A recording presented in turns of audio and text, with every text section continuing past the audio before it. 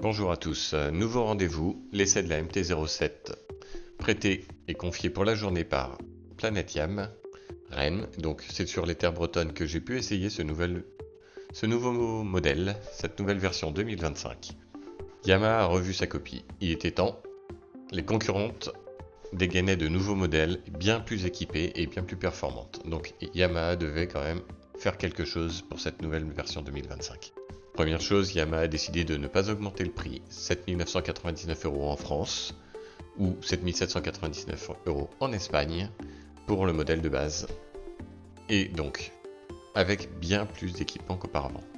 Petit tour de la moto, déjà on observe une nouvelle face avant avec un petit regard qui lui va très très bien. Bon, forcément, Yamaha a voulu rajouter un phare additionnel, un troisième sur le dessus. Bon, je suis vraiment pas fan, c'est vraiment pas joli. Mais je pense que c'est pour la sécurité pour les roulages de nuit. Donc bon. Sur le modèle qui m'a été prêté, Yamaha RN avait équipé un petit saut de vent. L'esthétique est pas forcément très jolie. L'efficacité non plus. Voilà. Personnellement, j'aurais préféré ça. Mais bon. Le compteur aussi a été modifié. Il n'est plus fixé sur le guidon, il est défini sur le bloc optique. Le bras oscillant a également été revu, il a un profil banane maintenant. Il est un petit peu plus joli, c'est surtout pour lui apporter de la masse et de la rigidité. Le réservoir a également été revu avec des petites fentes d'aération, des protections supplémentaires.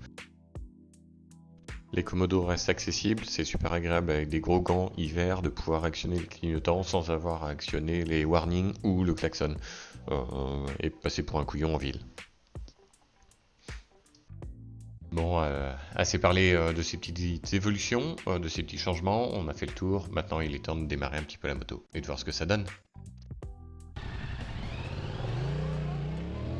Première chose, Yamaha a travaillé avec des acousticiens de façon à revoir le bruit du moteur, le bruit à la sortie, de façon à respecter la norme Euro 5+, qui est limitée en décibels, mais en renvoyant le son au maximum vers le motard. Ça lui donne un petit son bien sympathique. Parmi les nouveautés, on retrouve un contrôle de traction, un accélérateur ride-by-wire qui est couplé au shifter, une petite évolution qui est vraiment nécessaire sur cette cylindrée, surtout que ses concurrentes en étaient équipées. La moto a 3 modes de conduite, un mode street, qui est le mode normal, un mode custom, généralement on joue pas trop avec, mais c'est vraiment pour pinailler sur certains petits détails, et il existe aussi un mode sport qui est disponible pour les modes full. Le modèle qui m'a été confié est un modèle A2, donc je n'avais pas le mode, je n'étais que en street. 48 chevaux, franchement, c'est un modèle qui est très très fun, qui est très sain, elle conserve très très bien sa trajectoire. L'adhérence est vraiment super, elle est équipée d'un Dunlop Q5A des nouveaux modèles.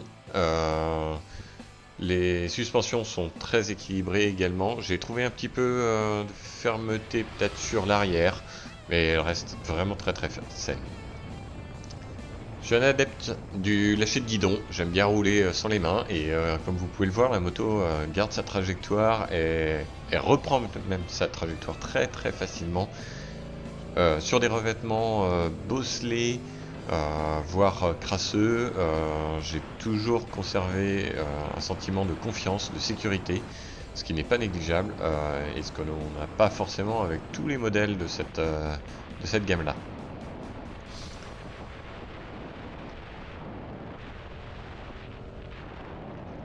Au niveau du couple de la reprise du moteur en 48 chevaux, je parle bien de la version A2, franchement c'est très très agréable. Elle a une super reprise. On peut jouer, on peut enrouler, on peut tirer un petit peu sur les rapports, mais c'est pas là où elle va vite être bloquée par le bridage électronique. Mais c'est une moto qui est vraiment faite pour s'amuser. Sur les freinages également, vraiment une sensation de confiance. Elle freine très très bien, très très fort. Elle garde sa trajectoire là aussi. Elle ne planche pas trop. Les suspensions résistent bien. Donc c'est vraiment fait pour s'amuser. On a pu également faire un peu de duo avec la selle confort, c'était vraiment très agréable. L'assise pour le passager n'est pas trop inclinée, donc il ne bascule pas sur le conducteur, ce qui est vraiment appréciable. Tout au long de la journée, pas de douleur, vraiment agréable comme position. Une moto vraiment cool, bien fun. Un peu plus de détails sur motoplanet.com. Je tiens à remercier quand même Planet Yam pour cet essai et cette magnifique découverte. Allez essayer la MT-07 2025, vous ne serez pas déçus.